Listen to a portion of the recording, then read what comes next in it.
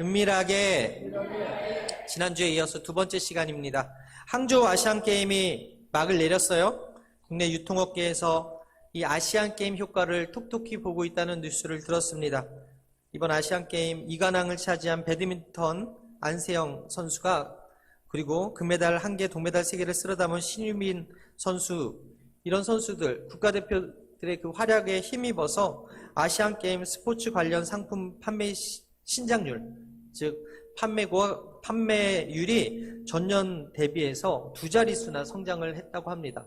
그러니까 탁구채를 사는 사람, 배드민턴채를 사는 사람, 여러 가지 이 운동기구를 사서 준비하고 운동하는 사람들이 늘어났다는 거예요. 여러분, 금메달을 따기 위해서 5년 동안 땀을 흘린 이 안세영 선수가 그 자리에 오르기까지 우리가 볼 때는 영광스러운 모습이 보이죠. 이번에 광고가 많이 제의가 들어왔음에도 불구하고 이 안세영 선수가 자기는 운동선수지 연예인이 아니라고 하면서 그 모든 광고를 고사했다는 이야기를 들었어요. 금메달을 따고 영광의 자리에 섰을 때 사람들은 열광하고 좋은 그 광고로 시너지를 얻으려고 하죠. 그런데 이 선수가 어떻게 훈련했는가를 보면 정말 그 5년 동안 그 훈련한 그 삶이 쉽지 않았다는 것을 알 수 있거든요. 이 모래를 깔아놓고 거기서 배드민턴을 치는 그 영상을 제가 보았는데, 새벽 5시 반에 일어나서 운동장을 10바퀴 돌고 9시 반부터 12시까지 배드민턴을 치고, 그 다음에 근력 운동을 또 3시부터 5시 30분까지 했다는 거예요. 웬만한 남자가 할 수 없는 그런 걸 이 어린 안세영 선수가 그렇게 연습을 하고 결국엔 금메달을 따더라는 것이죠.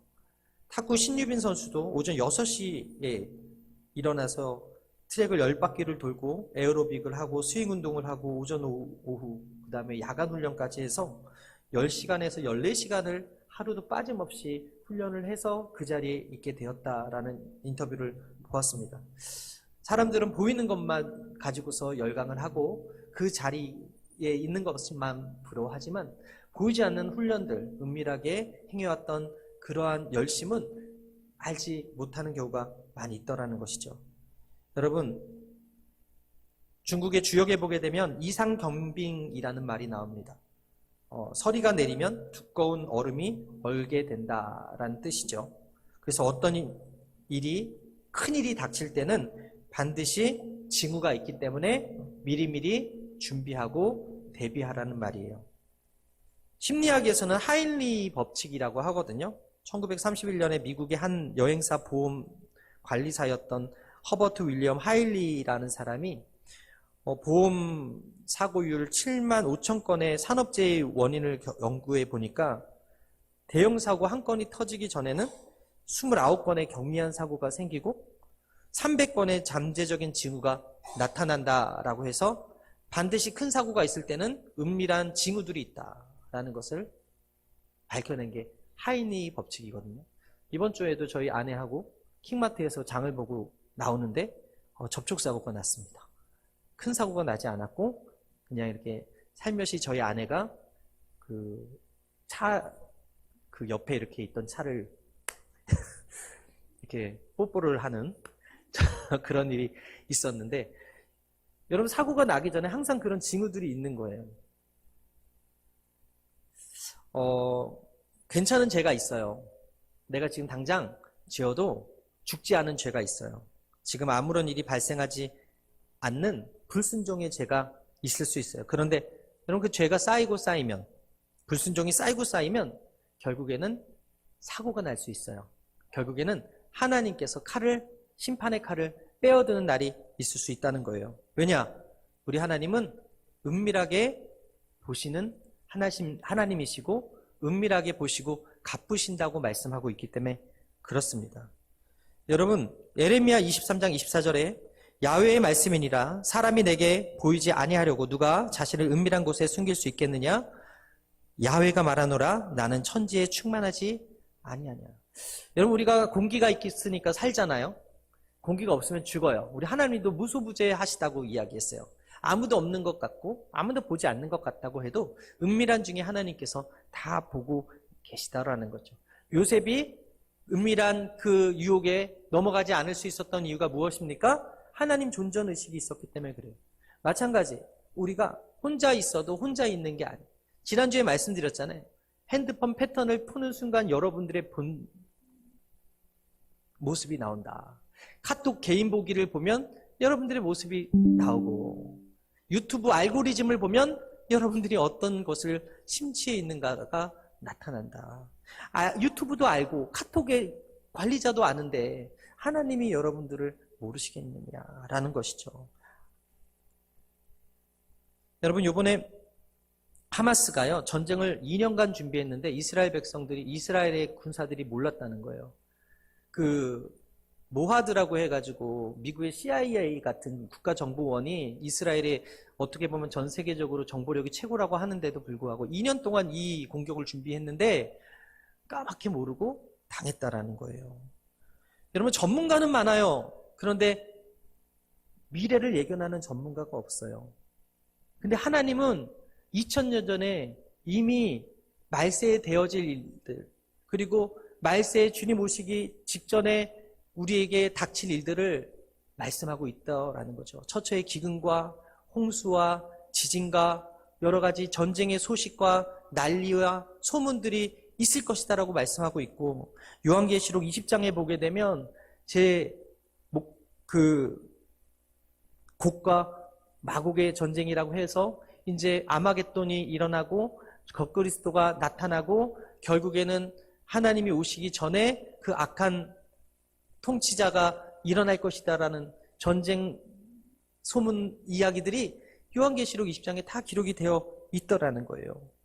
여러분 아까 제가 9시 예배 때 다윗이 죄를 범했는데 은밀하게 밧세바를 취하기 위해서 그 우리아를 전장 앞에 나가서 죽이게 하는데 나단이 그걸 알았어요. 어떻게 알았을까요? 하나님이 나단에게 가르쳐 주시더라는 거예요.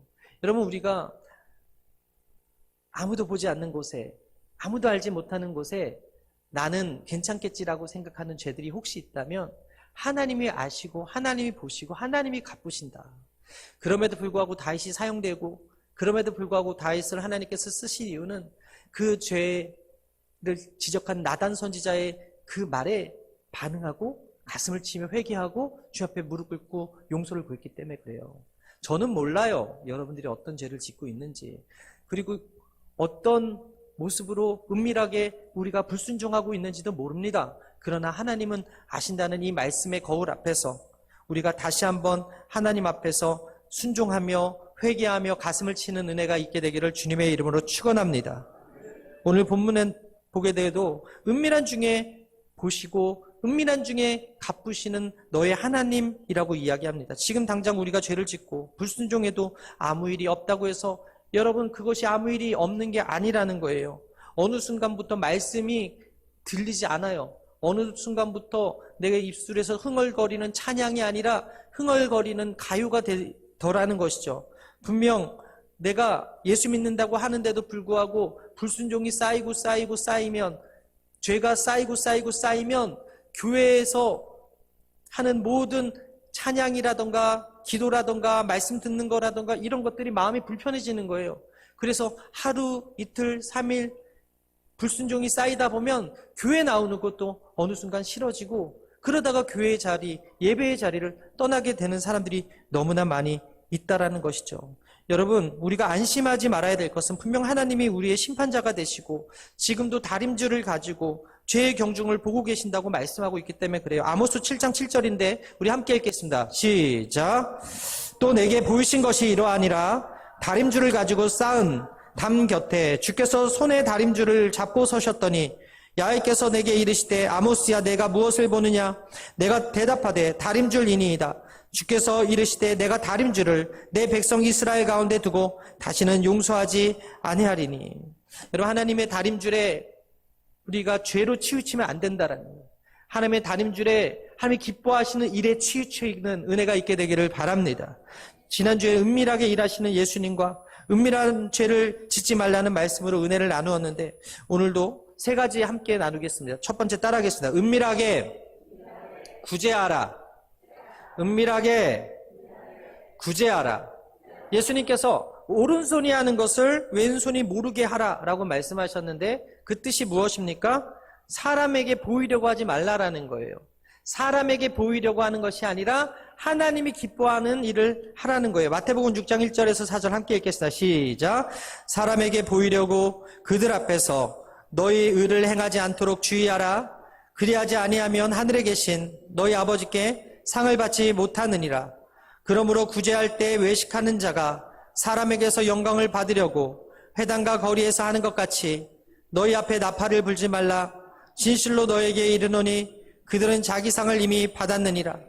너는 구제할 때 오른손이 하는 것을 왼손이 모르게 하여 내 구제함을 은밀하게 하라. 은밀한 중에 보시는 너의 아버지께서 갚으시리라. 유대교 경전에서 보게 되면 경건한 사람이 세 부류가 있는데 이 경건한 사람이라는 말을 듣기 위해서는 세 가지 조건이 있어요. 첫 번째, 구제하는 것. 두 번째, 기도하는 것. 세 번째, 금식하는 것. 구제와 기도와 금식이 따를 때 저 사람은 경건한 사람이야 라고 하는 거예요. 그런데 구제는 이웃 사람에게 보일 수 있는 것이고 경건 행위 중에 기도는 하나님과의 관계 속에서 나타나는 것이고 금식은 자기 자신과의 관계에서 보여주는 행위거든요. 야고보서 1장 27절에 함께 읽겠습니다. 시작. 하나님 아버지 앞에서 정결하고 더러움이 없는 경건은 곧 고아와 과부를 그 환난 중에 돌보고 또 자기를 지켜 새 속에 물들지 아니하는 그것이니라.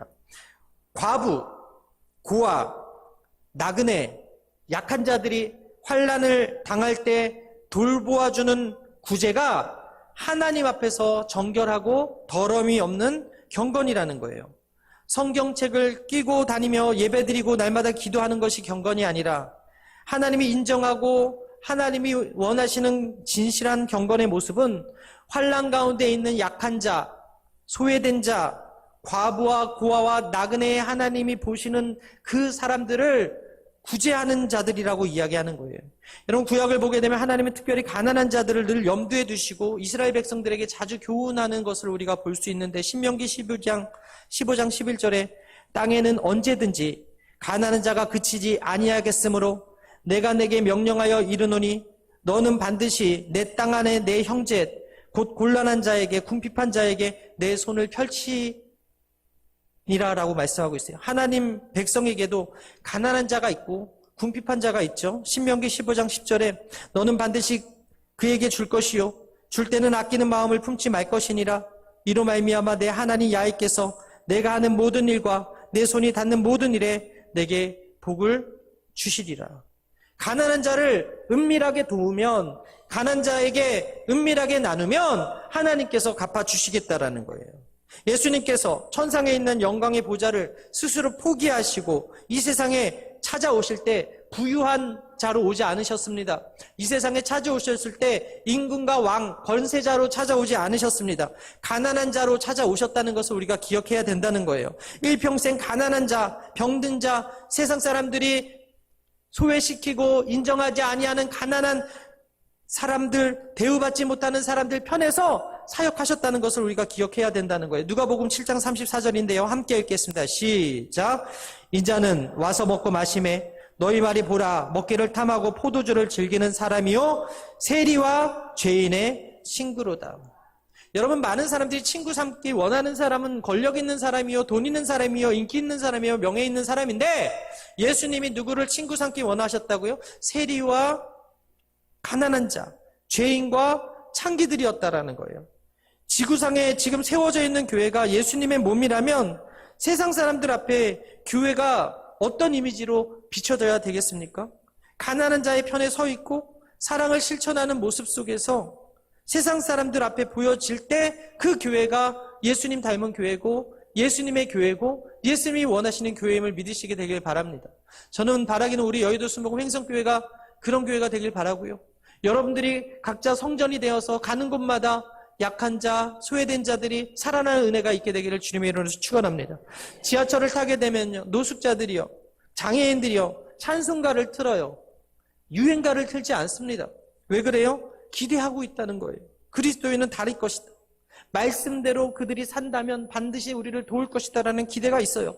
그래서 항상 지하철을 타면 그들이 나 같은 죄인 살리신 하나님의 은혜로 전부여 의지 없어서 진짜 이런 곡을 틀더라니까. 틀고 우리에게 구걸을 하는 모습을 보지 않습니까? 사람의 칭찬을 드리려고 하는 행위를 외식이라고 이야기하는데, 외식은 겉을 포장하는 거예요. 구제를 하는 사람들이 빠지기 쉬운 함정이 바로 이 외식이에요.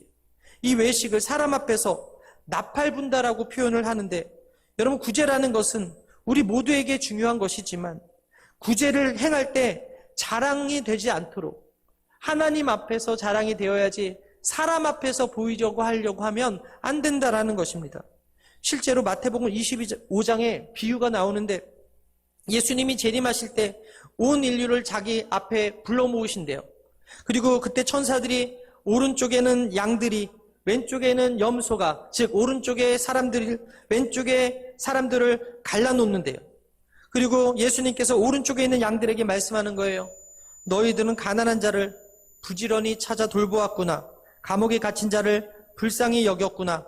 병든 자를 위해서 너희 많은 희생을 했구나. 감사하다. 너희들이 언제 어디서 어떻게 나를 섬겨준 것을 내가 다 기억한다. 그렇게 말하더라는 거예요. 양들이 깜짝 놀랍니다. 우편에 있는 사람들이 깜짝 놀라요. 예수님, 우리는 도무지 기억이 안 나는데요. 아무것도 모르는데요. 그렇게 얘기를 하는 거예요. 그런데 예수님이 뭐라고 하십니까?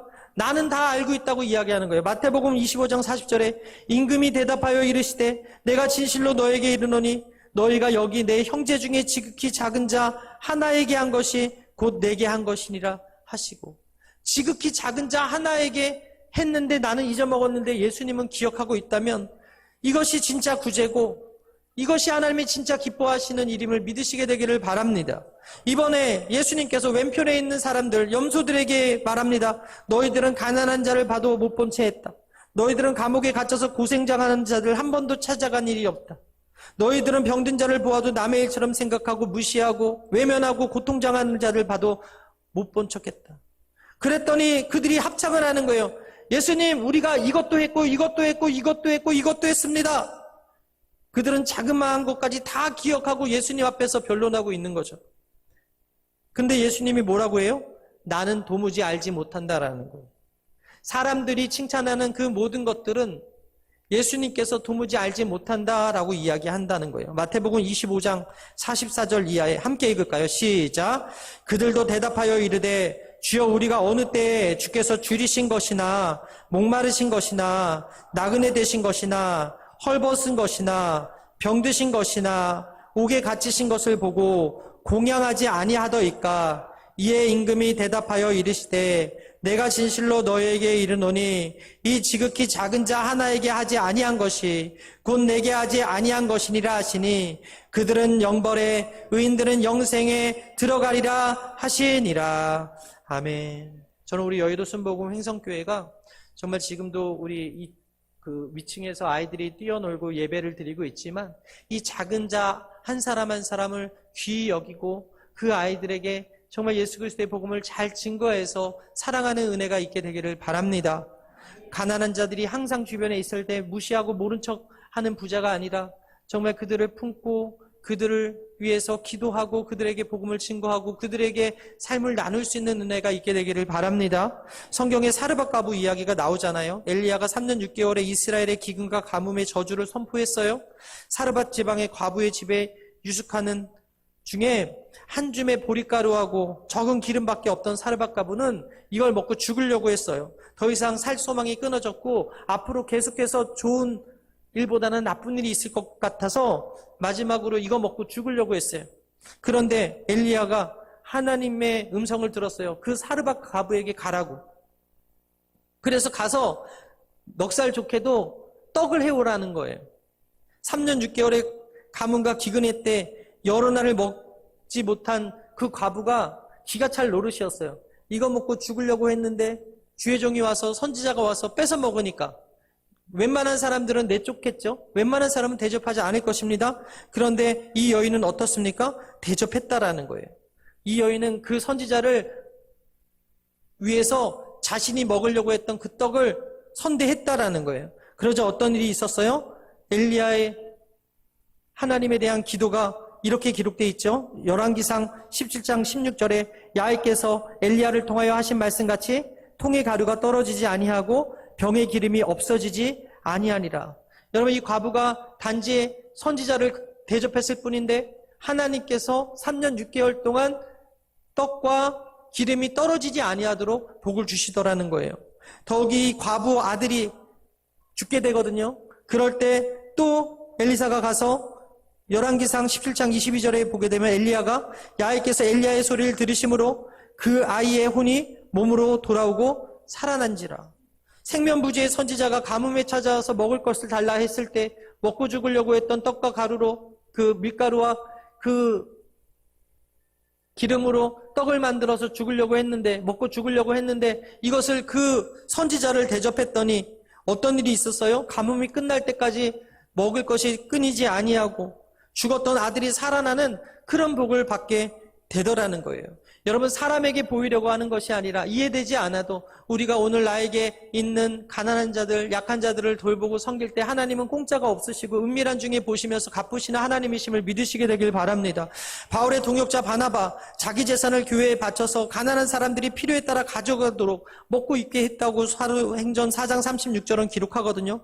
구브로에서 난 레위족 사람이 있으니 이름이 요셉이라 사도들의 일컬어 바나바라, 번역하면 위로의 아들이라 하니 그가 밭이 있음에 팔아 그 값을 가지고 사도들의 발 앞에 두니라.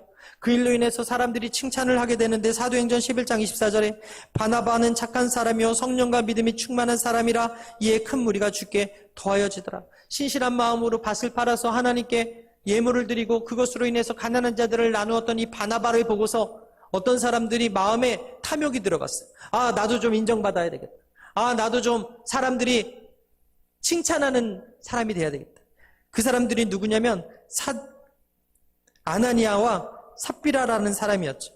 초대교회에 아나니아와 삽비라가 자기 소유를 교회에 바쳤지만 그 마음이 달랐어요. 사람들의 칭찬을 바라고 사람들의 인정을 바라고 베드로가 칭찬해 주기를 바라고 헌금한 거예요. 그런데 전체를 바친 것도 아니고 몰래 숨겼던 그것들이 발각이 되고 나서 결국에는 그들의 영혼이 떠났다고 성경은 기록하고 있어요. 여러분, 바리새인들과 서기관들은 구제와 기도와 금식, 이 경건 생활에 있어서는 타의 추종을 불허할 정도로 철저했지만 그들이 예수님께 어떤 이름으로 불렸습니까? 외식하는 자라고 불리지 않았습니까? 화 있을진저 바리새인들이라고 불리지 않았습니까? 여러분, 자신의 경건을 자랑하고 싶어하는 그런 욕구들이 불쑥불쑥 올라올 때가 있어요. 그럼에도 불구하고 우리는 그 욕구를 내려놓고 하나님이 보시면 됐지, 하나님께서 아시면 됐지 하는 이런 고백들이 우리 안에 있게 되기를 주님의 이름으로 축원합니다. 축원합니다. 두 번째, 따라합니다. 은밀하게 기도하라. 예수님은 기도의 장소를 회당이나 길가 등의 변한 장소로 택하는 바리새인들을 책망하시면서 은밀하게 골방에서 기도하라고 가르쳐 주십니다. 5절에서 6절입니다. 함께 읽겠습니다. 시작. 또 너희는 기도할 때 외식하는 자와 같이 하지 말라. 그들은 사람에게 보이려고 회당과 큰 거리 어귀에서 서서 기도하기를 좋아하느니라. 내가 진실로 너에게 이르노니 그들은 자기 상을 이미 받았느니라. 너는 기도할 때 내 골방에 들어가 문을 닫고 은밀한 중에 계신 내 아버지께 기도하라. 은밀한 중에 보시는 내 아버지께서 갚으시리. 이 말은 여러분 집에 기도하는 은밀한 장소를 마련하라는 말이 아니에요. 공적인 대중기도를 해야 한다는 말도 아니에요. 예수님께서 가르쳐주는 의도는 뭐냐? 마음가짐을 새롭게 하라는 것입니다. 마음의 골방에 들어가서 하나님께만 아는 은밀한 기도를 하라는 것입니다. 성경에 엘리사, 다니엘도 골방에서 기도했습니다. 모세는 시내산에 올라가서 혼자서 40일간 하나님께 기도했습니다. 기도는 사람에게 하는 것이 아니라 하나님께 하는 거예요. 사람이 보라고 하는 것이 아니라 하나님께 드리는 것입니다. 예수님께서도 자주 한적한 곳에 습관을 따라서 홀로 기도하셨다고 성경은 기록하지 않습니까? 오늘 우리는 바리새인들과 같이 외식적 기도가 아니라 예수님과 같이 엘리사나 다니엘과 모세처럼 하나님과 따로 만나는 그 기도의 시간이 있는지 점검해 봐야 된다는 것입니다. 지난주 수요일에 신성남 목사님께서 말씀을 증거해 주셨는데 재밌는 예화를 하나 하시더라고요. 예전에 조용기 목사님에 대한 예화가 있어서 소개하셨거든요. 조용기 목사님이 한창 교회에 부흥을 시키고 세계 선교를 나가고 있는 그 와중에 전성기이실 때 많은 신학생들이 따라했대. 많은 목회자들과 부흥사들이 조용기 목사님을 따라했다는 거예요. 목소리도 따라하고 제스처도 따라하고 심지어 머리 스타일까지 따라한 사람들이 많았다는 거예요. 그런데 이상하게 따라하는데도 부흥이 안 되는, 따라하는데도 교회는 그대로더라는 거예요. 여의도 순복음교회처럼 폭발적으로 부흥하지 못한 이유가 무엇인가에 대해서 이 신성남 목사님께서 뭐라고 이야기하시냐면 바로 기도를 따라하지 않았기 때문이다라고 이야기하시더라고요. 조용기 목사님은 늘 기도하십니다. 선교 여행 가운데 떠나시면 웬만하면 쇼핑하고 관광하고 그러잖아요. 근데 조용기 목사님은 호텔 안에 들어가셔서 늘 기도했다라는 거예요.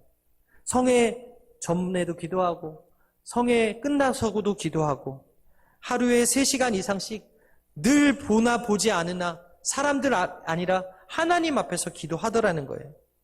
그러다 보니까 이 교회가 이 목사님의 기도로 폭발적으로 부흥했는데 사람들이 외적으로 나타나는 조용기 목사님의 언어와 제스처나 겉모습만 보고 따라하려고 해도 이 교회의 부흥이 일어나지 않은 이유는 그 은밀한 가운데 하던 그 기도를 따라하지 못했기 때문이다라고 진단하셨는데 제가 큰 은혜를 받았습니다. 여러분, 사람에게 보이려고 하는 기도가 아니라 하나님께 드리는 기도를 쉬지 않고 할 때 하나님께서 그 기도를 들으시고 응답하신다는 사실을 믿으시게 되길 바랍니다. 포로기를 전후해서 시작된 형식으로 유대인은 회당에서 하루 3번씩 기도했어요. 그리고 기도하는 시간이 외출 중이면 길가에서도 기도했어요. 유대인들은 기도를 길게 하는 습관이 있었고 그 기도가 하나님께 드리는 기도라고 하였지만 사람들이 보게끔 큰 소리로 기도했어요.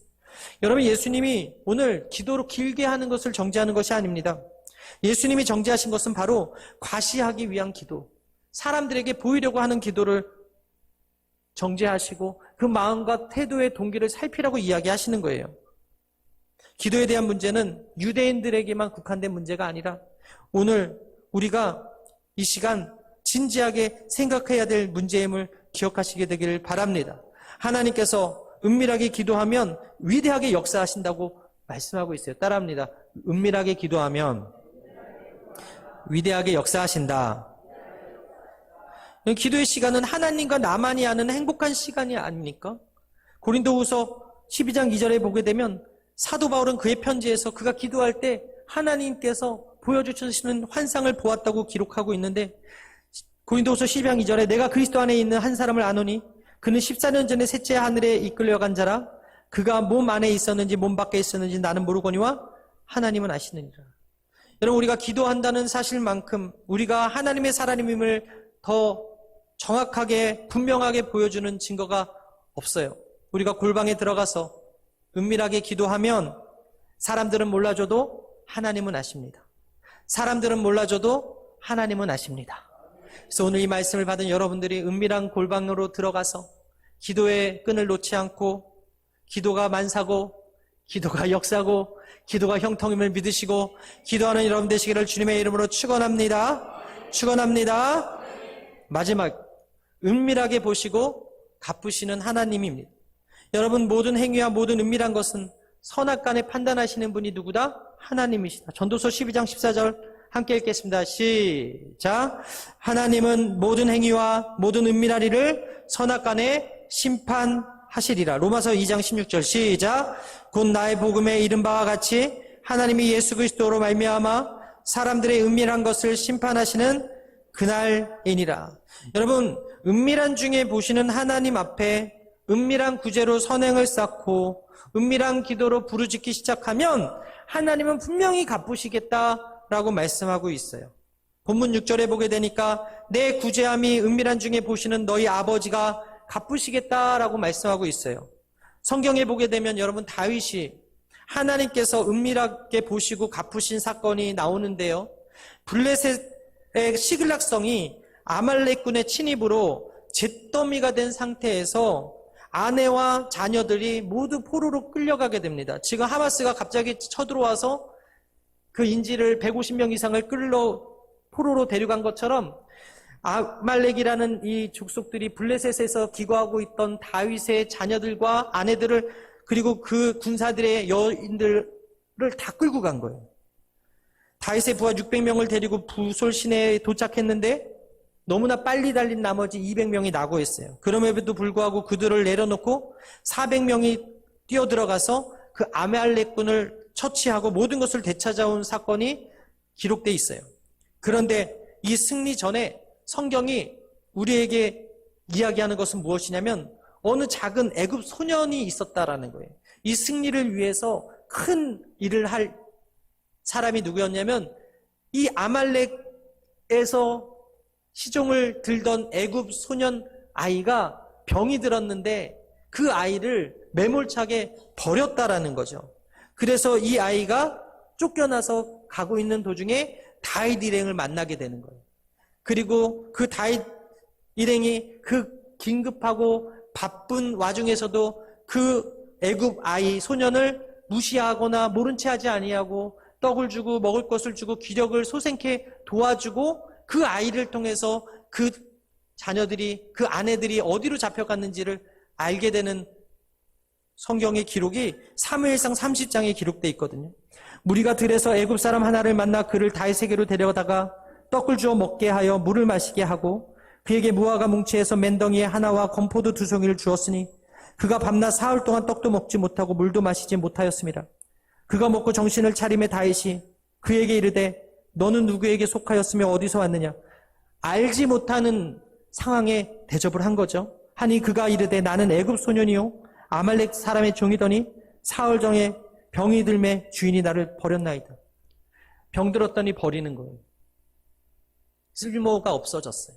그러니 더 이상 함께할 수 없다 해서 버렸는데 다윗 일행 중에 한 사람이 그 아이를 불쌍히 여겨서 먹여주고 대접했더니 이 아이가 정말 중요한 정보를 주고 그로 인해서 그 아말렉 족속을 멸할 수 있게 되었다라는 거예요. 만약 그 소년에게 선대하지 않았다면, 만약 그 소년을 모른 채 지나갔다면 다윗군은 전리품은 고사하고 가족도 찾지 못했을 것인데 내 갈 길도 바쁘지만 내 먹을 것도 부족하지만 줄인 자는 그 돌보는 그 마음 위에서 하나님이 어떻게 행하셨는지를 가르쳐주는 본문이 바로 이 다윗의 이 아말렉을 친 사건에서 나타나고 있다라는 것이죠.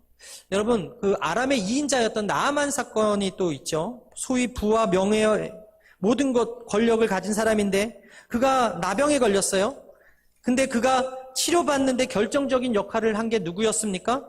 이스라엘에서 잡혀온 어린 계집종 하나가 우리 이스라엘에 엘리사라는 놀라운 선지자가 있는데 우리 주인님께서 그곳에 가시면 분명히 나을 거예요 라는 그 말에 귀 기울였다라는 거예요. 열왕기하 5장 4절에 나아만이 들어가서 그 주인에게 고하여 가로되 이스라엘 땅에서 온 계집아이의 말이 이러이러하더이다. 결국 그 작은 어린아이의 말에 귀 기울였던 나아만이 엘리사를 만나게 되고 그 요단강에서 7번 몸을 씻고 나서 어떤 일이 벌어졌습니까? 이방의 장수였지만 하나님 말씀에 순종했더니 어떤 일이 있어요? 치료받더라. 요셉도 감옥에 갇힌 자들의 안색을 살폈다고 기록하죠. 창세기 40장 6절에 아침에 요셉이 들어가 보니 그들에게 근심빛이 있는지라 요셉이 그 주인의 집에 자기와 함께 갇힌 바로의 간원장에게 묻되 당신들이 오늘 어찌하여 근심빛이 있나이까? 무시할 수 있는 죄인들의 그 얼굴 낯빛까지 살피면서까지 그들의 마음을 동정하고 긍휼히 여겼던 그 요셉의 그 중심을 하나님께서 아시고 그들의 꿈을 해석해 준 것이 나중에 어떤 일이 있어요? 바로의 꿈을 해몽하는데 큰 역할을 하지 않습니까? 여러분 마찬가지예요. 하나님은요 여러분들이 은밀하게 행하는 그 선행을 다 알고 보고 계신다는 사실을 믿으시게 되길 바랍니다. 사람들이 행한 그 모든 것을 보고 그대로 갚으신다고 말씀합니다. 시편 62편 12절에 주여 인자함도 주께 속하였사오니 주께서 각 사람이 행한 대로 갚으심이니이다. 모든 것은 하나님께서 주관하시고 있기 때문에 여러분들이 오늘 만나는 작은 그 사람들에게 선을 행하고 사랑을 나눠주고 그들에게 관심을 가져주고 긍휼을 베풀 때 하나님께서 은밀한 중에 보시고 갚으신다는 사실을 믿으시게 되기를 바랍니다. 은밀하게 의인을 향해서 은혜를 베푸시고 하나님의 미워하는 악인에게는 그 행한 대로 반드시 보응하시는 하나님이 바로 우리가 믿는 하나님이에요. 그러므로 오늘 하나님 말씀대로 은밀하게 구제하는 여러분 되길 바랍니다. 은밀하게 기도하는 여러분 되길 바랍니다. 예레미야 33장 3절 마지막으로 함께 읽고 마치겠습니다. 시작. 너는 내게 부르짖으라. 내가 내게 응답하겠고 내가 알지 못하는 크고 비밀한 일을 내게 보이리라. 선포하고 축복합니다. 은밀하게 기도하고 은밀하게 구제하여 하나님의 복을 받을지어다. 그렇게 살지어다. 우리 함께 찬양하고 기도하겠습니다.